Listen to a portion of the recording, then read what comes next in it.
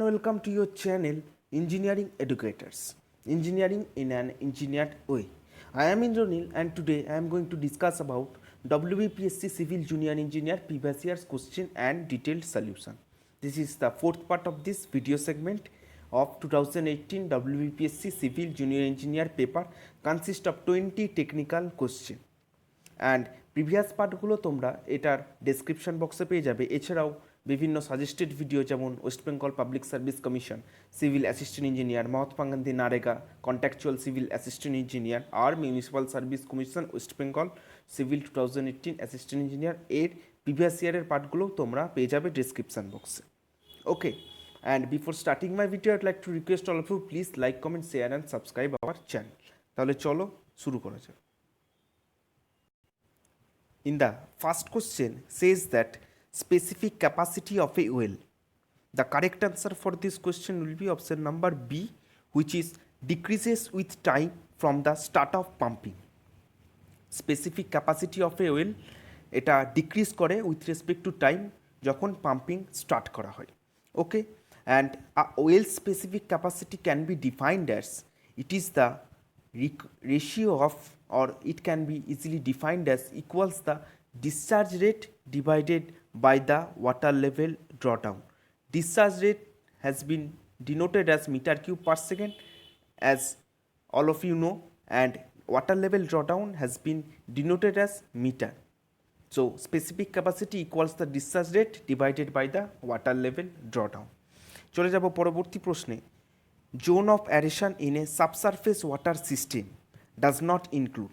Zone of aeration এ কোনটা include থাকে না? Is it capillary zone, saturation zone, soil water zone or intermediate zone?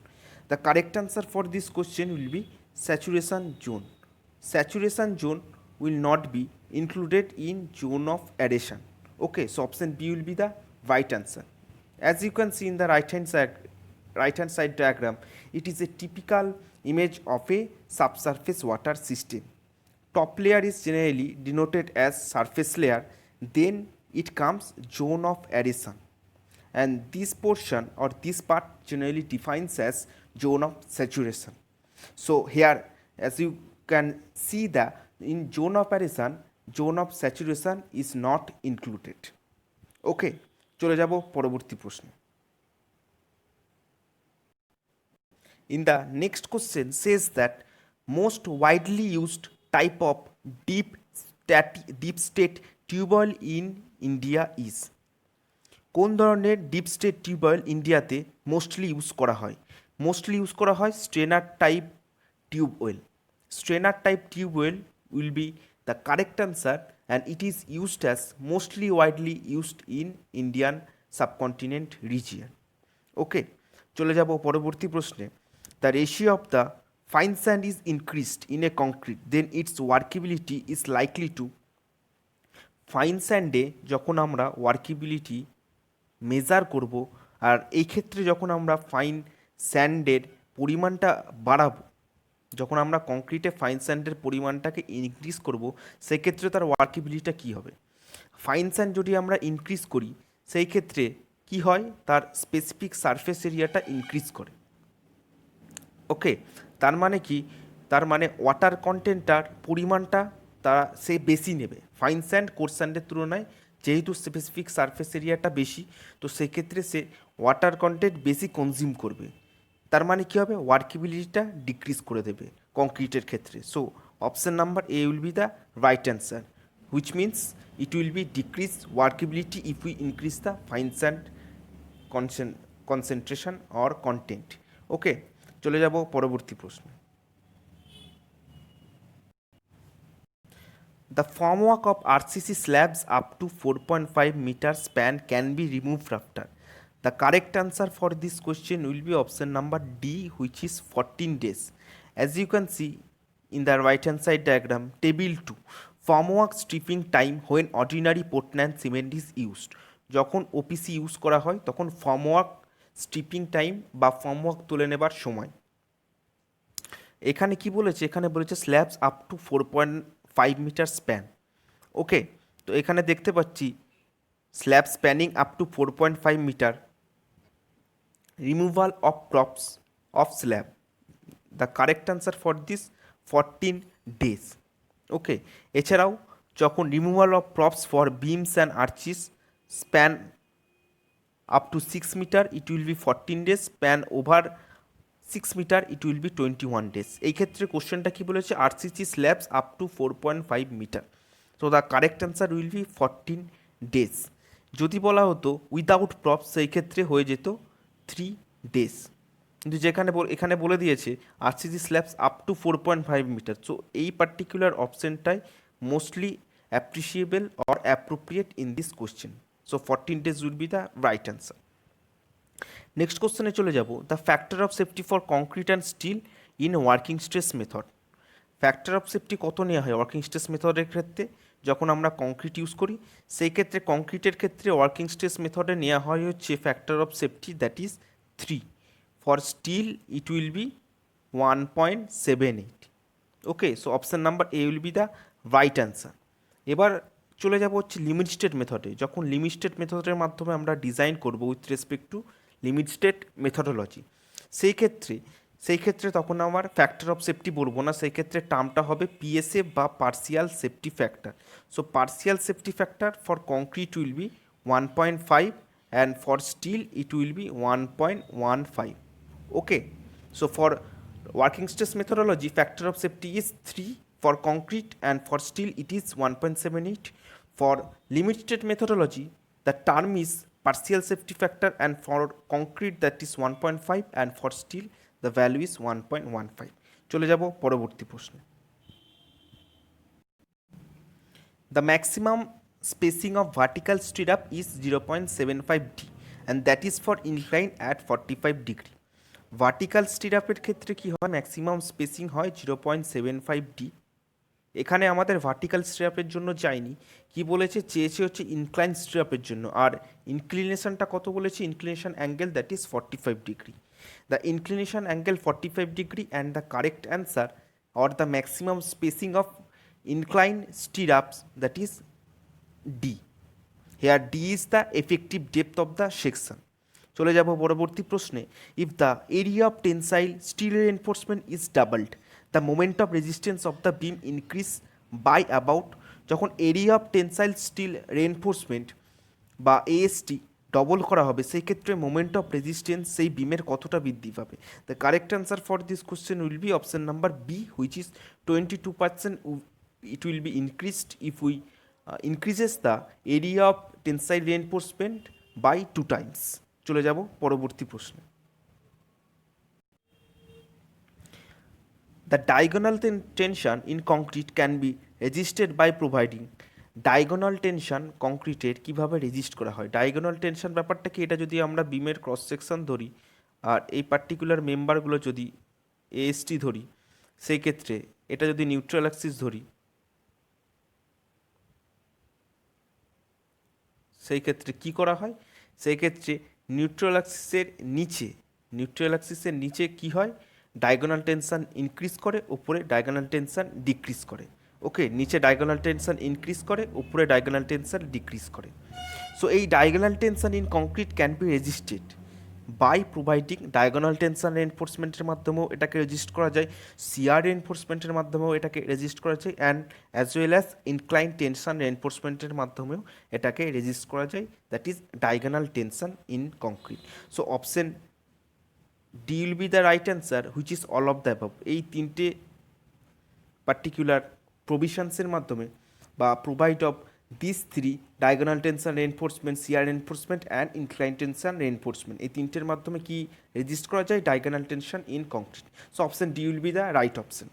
চলে যাব পরবর্তী প্রশ্নে. The weight of the footing is assumed as of the weight of transferred to the column. Weight of footing generally assume করা হয় 10%. Weight of footing generally assume করা হয় 10% of the weight transferred to the column. So B will be the right answer.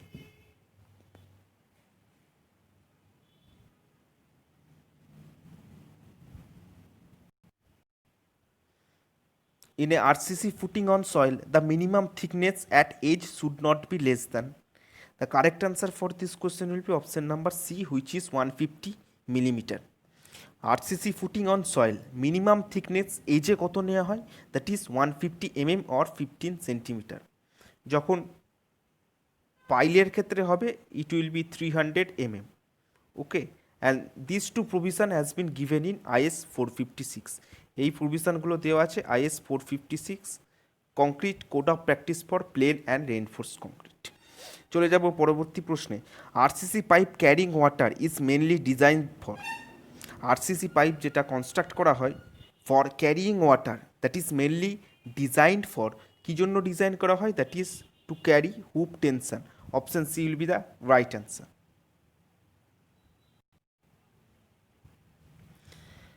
ডাবলি reinforced beam are recommended when, doubly reinforced beam কখন recommend করা হয়, যখন depth of the beam is restricted. Option A will be the right answer. As you can see in the right hand side diagram, it is a typical image of a doubly reinforced beam. Singly reinforced beam থাকলে কি হয়, area of cross section এটা একটা বিমের, তো সেই ক্ষেত্রে নিচে কেবল টেনসাইন রেনফোর্সমেন্ট থাকে। এখানে আমরা দেখতে পাচ্ছি টেনশন জোন, এটা টপ ফাইবারটা হচ্ছে কম্প্রেশন জোন। তো এই দুটো ক্ষেত্রে কি আছে, দুটো ক্ষেত্রে আমাদের রেনফোর্সমেন্ট প্রোভাইড করা হয়েছে। So you can see it is a doubly reinforced beam and this particular is the cross section of the beam, okay, আর it is the strain diagram of doubly reinforced beam। আরেকটা কথা তোমাদের এই সূত্রে বলে দিই, ডাবলি রেনফোর্সড বিমের ক্ষেত্রে দুটো স্ট্রেস ব্লক থাকে। আমরা কি জানি, সিঙ্গলি রেনফোর্সড বিমের ক্ষেত্রে একটা স্ট্রেস ব্লক থাকে, কিন্তু এই ক্ষেত্রে number of stress block will be 2। চলে যাব পরবর্তী প্রশ্নে। What is the value of Young's modulus for M25 concrete as per IS 456/2000? Young's মডুলাসের ভ্যালু কত as per IS 456? Young's modulus of concrete কীভাবে বার করা যায়, that is denoted as EC, and the formula to find out Young's modulus of concrete is 5000 into √FCK। এফসিকিটা কি, characteristics compressive strength of concrete after 28 days। এখানে M25, তাই এফসিকের value হবে 25, এখানে √25 মিনস 5। সো 5000 ইন্টু 5 মানে কত হচ্ছে, 25000 হচ্ছে। So 25000 will be the right answer, or B will be the right answer. 2.5 into 10⁵ mega pascal or newton per millimetre square. চলে যাব পরবর্তী প্রশ্নে। The maximum deflection in a steel beam is limited to, steel বিমের ক্ষেত্রে maximum deflection কত হয়ে থাকে? The correct answer for this question will be option number B, which is L/325। এটা স্টিল বিমের ক্ষেত্রে maximum deflection. For timber beam it will B L/360। ওকে, এবার যখন নর্মাল আরসিসি বিমের ক্ষেত্রে থাকবে তখন সেই প্রভিশনটা থাকবে L/250। কখন? কাস্টিং অবধি, ঠিক আছে। After finishing it will be L/350 or 20 whichever is lesser. দুটোর মধ্যে যে ভ্যালুটা কম হবে সেই ভ্যালুটা আমরা নেব। চলে যাব পরবর্তী প্রশ্নে। It is a question from surveying engineering. কি বলেছে? If the fore bearing of a line AB is 35 degree and that of line BC is 15 degree, then the included angle between the lines. Okay, কি বলেছে? Four bearing বলেছে, আর কি, আর line বিসির দুটোরই four bearing বলেছে, included অ্যাঙ্গেলটা বার করতে হবে। ডায়াগ্রামটা এরকম হবে, AB একটা লাইন যার ফোর বিয়ারিং বলেছে 35 ডিগ্রি AB, আর BC একটা লাইন যার অ্যাঙ্গেলটা বলেছে 15 ডিগ্রি। এটা 15 ডিগ্রি, এটা 35 ডিগ্রি। ওকে, এবার এর ইনক্লুডেড অ্যাঙ্গেলটা বার করতে হবে। As you can see, I have determined the included angle. It is the formula for back bearing of AB is equals to can be evaluated by which is 4 bearing plus 180 degree. AB এর 4 bearing দেওয়া আছে, এক্ষেত্রে আমরা কি বার করলাম? AB এর back bearing. তার মানে কি 4 bearing প্লাস মাইনাস 180 ডিগ্রি আমরা জানি ব্যাক বিয়ারিং। তো 4 bearing প্লাস 180 ডিগ্রি, তাহলে ব্যাক বিয়ারিং কত বেরালো? 215 ডিগ্রি। কী করলাম? এবির ফোর বিয়ারিং দিয়ে আছে, এবির কেবল ব্যাক বিয়ারিং বার করলাম। কত বার করলাম? 215 ডিগ্রি। ওকে, 215 ডিগ্রি। এবার কি বলেছে? এবি আর বিসির ফোর বিয়ারিং কত আছে? বিসির ফোর বিয়ারিং বলেছে 15 ডিগ্রি, কিন্তু আমাদের বার করতে বলেছে ইনক্লুডেড অ্যাঙ্গেল। তাহলে এবির ব্যাক বিয়ারিং বার করলাম, ফোর বিয়ারিং আমরা জানি included angle this value will be 360 degree minus back bearing of AB plus কি লাইন বিসির ফোর বিয়ারিং। লাইন বিসির ফোর বিয়ারিং কত 15 ডিগ্রি, আচ্ছা এবির ব্যাক বিয়ারিং কত 215 ডিগ্রি, ওকে, আর included angle will be 160 degree. So C will be the right answer.